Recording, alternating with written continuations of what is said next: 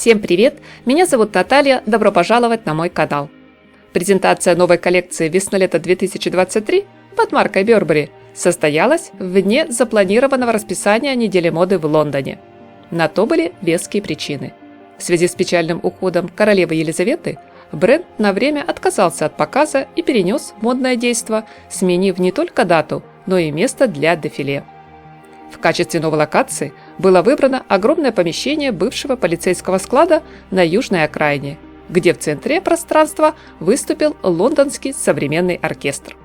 Музыканты исполняли оригинальную композицию в течение четверти часа, пока собирались гости. Далее было выступление оперной певицы Надин Сьерры. А вот модели дефилировали практически в полной тишине.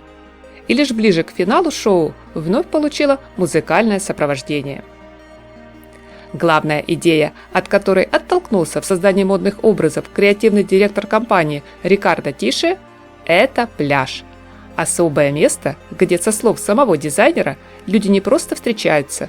Здесь сталкиваются разные миры, здесь существует некое напряжение между одеванием и раздеванием, открытостью и приватностью, нижним бельем и верхней одеждой. Что, как утверждает Рикардо, сейчас достаточно актуально и является частью современной ДНК Burberry. Прошу заметить, британское лето на пляже сильно отличается от любого другого места в мире. И никогда точно не знаешь, пойдет дождь, выглянет солнце или налетит сильный порывчатый ветер. Так что на подиуме дизайнер представил целую серию многослойных джинсовых ансамблей. Казалось бы, не совсем типичную для пляжной тематики одежду из плотной черной кожи, не забыв включить в гардероб фирменные тренчи, однотонные или с клетчатым принтом. Мотивы морского побережья проявили себя в сетчатых топах и платьях, схожих с рыболовной снастью, в украшениях в форме дельфинов. Полосатый комплект намекнул на традиционную расцветку шезлонга. Да и открытые вьетнамки чаще всего выбирают в качестве пляжной обуви. Правда, у Burberry это не легкие шлепанцы, а босоножки на каблуке. Одним из смелых решений стало желание внедрить в образы элементы бельевого стиля и в том числе совместить верхнюю одежду с купальником. Не все эксперименты у Рикардо Тише, на мой взгляд, получились удачными.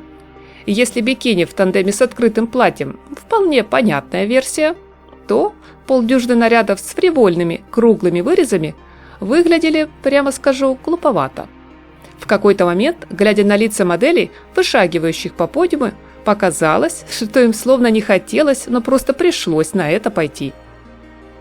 Обязательно при просмотре видеоряда, друзья, обратите внимание на сжатые ткани, которые, к слову, представлены не только у Burberry в качестве модной тенденции на теплый сезон.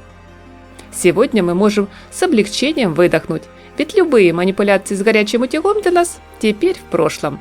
Как и страх случайно оставить подпалину или даже дыру на комбинации из деликатного шелка.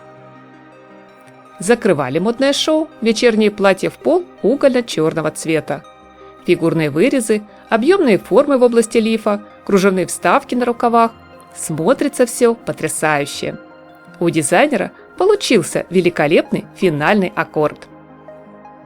Что касается аксессуаров, у меня по этому поводу вопрос не столько к дизайнеру, а к вам, мои дорогие зрители. Насколько удобна сумка-манжет на плече и более оригинальный вариант в виде пары аксессуаров, которые можно пристегнуть к одежде по бокам в качестве накладных карманов. С интересом жду ваше мнение в комментариях. Буквально через пару дней после презентации Дом моды Burberry объявил об уходе Рикардо Тише с поста креативного директора. Теперь место ведущего дизайнера займет Дэниел Ли, который ранее возглавлял Bottega Veneta. Надеюсь, эта ротация не только откроет новую страницу в истории именитого британского бренда, но и будет очень успешной. Приятного вам просмотра, друзья! Только не забудьте поставить лайк и подписаться на мой канал, если вы все еще не подписаны. Всем красоты, нескучного дня, тепла, чистого синего неба и прекрасного солнечного настроения!